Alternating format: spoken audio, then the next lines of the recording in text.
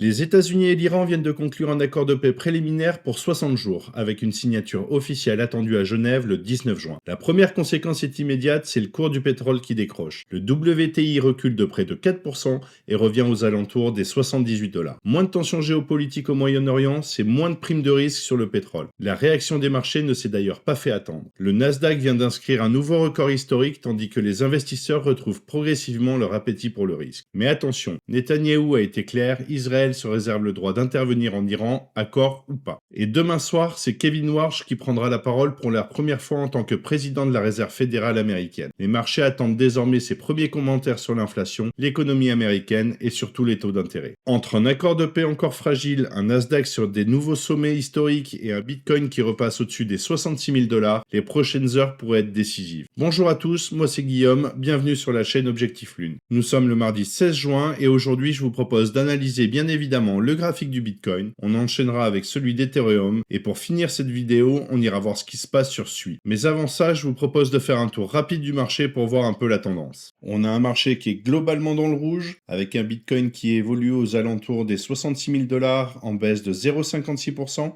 Ethereum lui perd 0,53% et s'échange à 1803 $. BNB suit la même tendance légèrement plus forte avec un moins 3% et s'échange à 607 $. A l'inverse, on a Sol qui s'échange à 74 $ en légère progression de presque 0,90% et XRP qui cède 1% à 1,22 $. Et maintenant qu'on a fait le tour sur ce qui se passe sur le marché, je vous propose tout de suite de passer directement sur le graphique du Bitcoin. Nous voilà sur notre graphique en D1, ce qui veut dire que chaque bougie représente une journée de cotation. Ce que nous pouvons voir dans un premier temps, c'est qu'à ce niveau-là, nous sommes venus casser notre dernier plus haut RSI, ce qui nous amènerait sur une continuation haussière avec des zones déterminées entre les 69 310 et les 72 791, avec une zone de best price comprise entre les 70 842 et les 71 472. C'est une zone qui est en corrélation avec le retracement de l'ensemble du mouvement baissier initié depuis le 6 mai sur les 0,5 et 0,618 de Fibonacci, qui elle nous donne une zone sur les 70 990 et les 73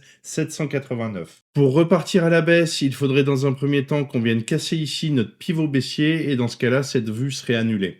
Ce que je vous propose tout de suite, c'est de passer sur le H4 parce que du coup, on a un petit peu plus de précision. Nous voilà sur notre graphique en H4. Ce que nous pouvons voir dans un premier temps, c'est que nous sommes venus chercher les targets que je vous avais donnés la semaine dernière dans ma vidéo, ainsi que dans la newsletter de dimanche. D'ailleurs, si tu n'es pas inscrit, je te laisse le lien juste en dessous dans la description. Donc, on est venu chercher les 65 383 et les 69 037 avec une zone de best price située sur les 67 272 et les 67 833.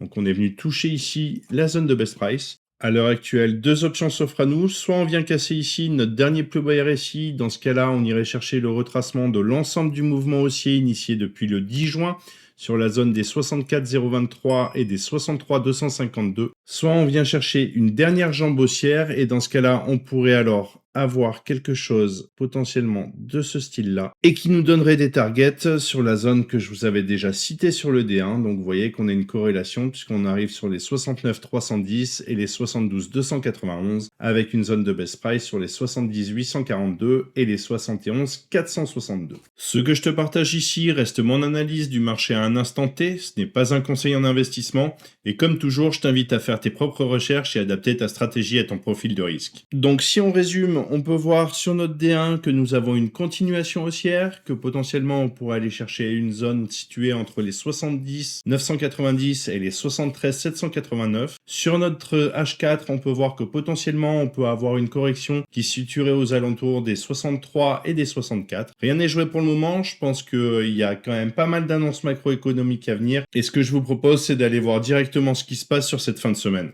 Comme je le disais en introduction, les marchés auront les yeux rivés demain soir sur les annonces de la Fed. La journée débutera à 14h30 avec la publication des ventes au détail américaines, un indicateur important pour évaluer la santé de la consommation aux États-Unis. Des chiffres plus solides que prévu pourraient confirmer la résilience de l'économie américaine et réduire les anticipations de baisse de taux. Mais le véritable rendez-vous de la semaine aura lieu à partir de 20h avec la décision de la Fed sur les taux d'intérêt ainsi que la publication des nouvelles projections économiques du FOMC. Les investisseurs chercheront chercheront notamment à savoir si la Banque centrale maintient son scénario actuel ou si elle envisage un assouplissement monétaire plus rapide dans les prochains mois. À 20h30, toute l'attention se portera sur Kevin Warsh qui prendra la parole lors de sa conférence de presse. Ses commentaires sur l'inflation, la croissance économique et l'évolution des taux pourraient avoir un impact important sur les marchés financiers, les indices américains et bien entendu les crypto-monnaies. Et enfin, jeudi à 14h30, les chiffres hebdomadaires du chômage américain viendront compléter ce tableau macroéconomique particulièrement chargé. Autant dire que les prochaines 48 heures pourraient être déterminantes pour la suite du mouvement sur Bitcoin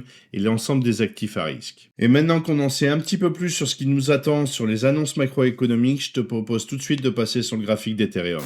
Comme sur BTC, on est venu chercher les targets sur ETH sur la zone des 1820 et des 1954 avec une zone de best price sur les 1879 et les 1903. C'était une zone qui était en corrélation avec le retracement de l'ensemble du mouvement baissier initié depuis le 31 mai sur les 1769 et les 1832.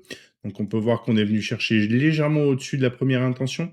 On restera vigilant si ici notre RSI venait à casser notre dernier plus bas. Dans ce cas-là, on retracerait l'ensemble du mouvement haussier initié depuis le 6 juin sur la zone des 0,5 et 0,618 de Fibonacci qui nous donnerait des targets sur la zone des 1677 et des 1636. À cet instant, il n'est pas impossible qu'on ait un dernier plus haut sur les targets, donc sur la zone des 1820 et des 1954 parce qu'à l'heure actuelle, on n'a pas de divergence pour marquer une fin de mouvement haussier. Si tu aimes ce type de contenu et que ce n'est pas encore fait, pense à liker, à t'abonner à la chaîne et activer la cloche pour ne rien manquer de mes prochaines vidéos. Je te laisse tous les liens utiles juste en dessous dans la description. Donc si on résume concrètement, on est venu chercher nos targets, pas impossible qu'on ait un dernier plus haut dans la zone, et si on venait à casser notre dernier plus bas RSI, on irait sur la zone ici des 1677 et des 1638. Et ce que je te propose maintenant, c'est de passer sur la dernière analyse de cette vidéo, le SUI. Donc sur SUI, on peut voir qu'on est venu chercher les targets, puisqu'on avait des zones qui étaient situées sur les 0,7618 et les 0,5127 avec une zone de best price comprise sur les 0,79 et les 0,6520 qu'on est venu juste au-dessus de la zone de best price. Nos targets suivantes étaient elles situées sur les 0,8333 et les 0,9069. On est venu chercher juste en dessous. À l'heure actuelle et au vu de la configuration du RSI et du fait qu'on ait cassé ici notre dernier plus bas RSI, on pourrait aller chercher le retracement de l'ensemble du mouvement haussier initié depuis le 6 juin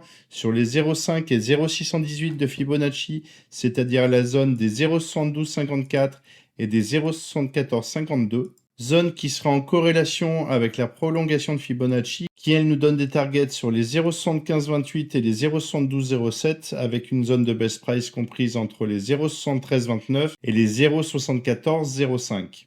Si on veut aller chercher un petit peu plus loin, on pourrait se projeter comme ceci. Et sur plus long terme, ça nous donnerait des targets à ce niveau-là sur les 0,9018 et les 1,0052 avec une zone de best price qui serait comprise entre les 0,9413 et les 0,9657. Voilà, je pense qu'on a fait le tour pour aujourd'hui. Si on résume, on voit que tout n'est pas acté. L'allocution de Warsh pourra potentiellement nous donner une direction claire sur les marchés, bien que ce ne soit pas une certitude. De mon côté, je te souhaite une excellente journée et une bonne semaine. On se retrouve très bientôt pour une prochaine vidéo. Et comme d'habitude, prends soin de toi et tes cryptos. Ciao!